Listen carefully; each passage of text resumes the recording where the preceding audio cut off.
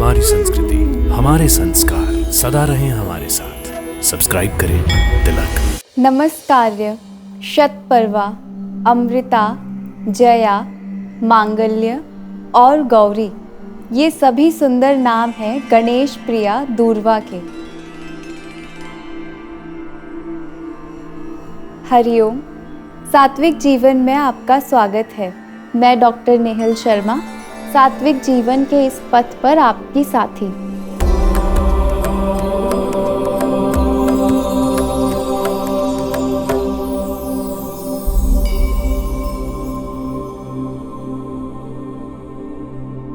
दूर्वा को संस्कृत में नमस्कार्य और मांगल्य भी कहा जाता है, यानी जो मंगलकारी है और नमस्कार करने योग्य है।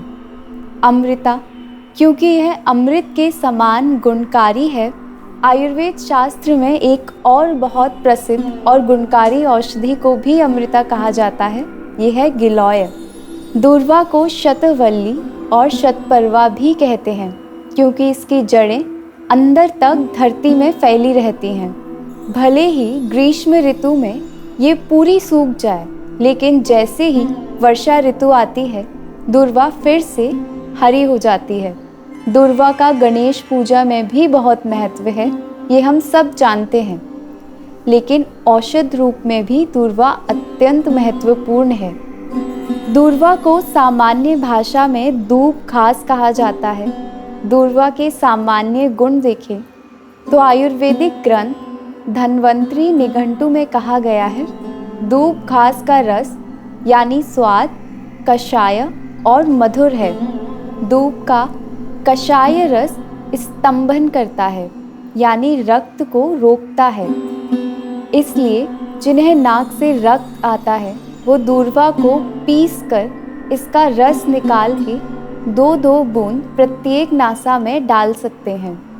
बाह्य प्रयोग में दूर्वा को अच्छे से धोकर इसे पीसकर इसके रस का या पिसी हुई दूर्वा को लगाने से दाह यानी यदि कहीं भी जलन है तो वह कम हो जाती है।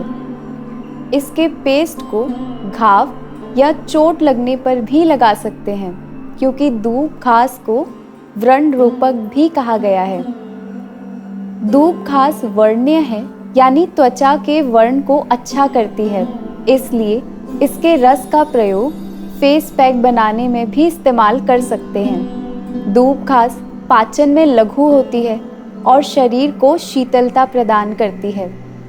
दोषों पर प्रभाव देखें तो ये पित्त और कफ दोष का शमन करती है, इसलिए बहुत से पित्त बढ़ने से संबंधित रोगों में दूर्वा स्वरस का प्रयोग औषधि के रूप में किया जाता है। बर्निंग मिक्सचुरेशन यानी मूत्र में जलन यदि है, तब भी इसके रस का 15 से 20 ml की मात्रा में या काढ़े का प्रयोग चिकित्सक के परामर्श अनुसार किया जा सकता है।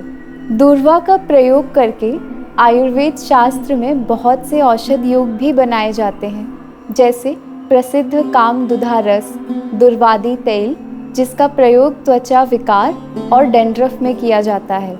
दूब घास आसानी से लगाई जा सकती है, इसलिए घर में दूब घास किसी गमले में या घर के आसपास ज़रूर लगाएं।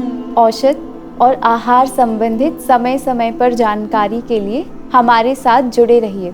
आत्मा और परमात्मा के मिलन की इस सात्विक जीवन यात्रा में हमारे साथ बने रहिए। दिव्य शक्ति की कृपा हम सब पर बनी रहे। हरिओम तत्सत।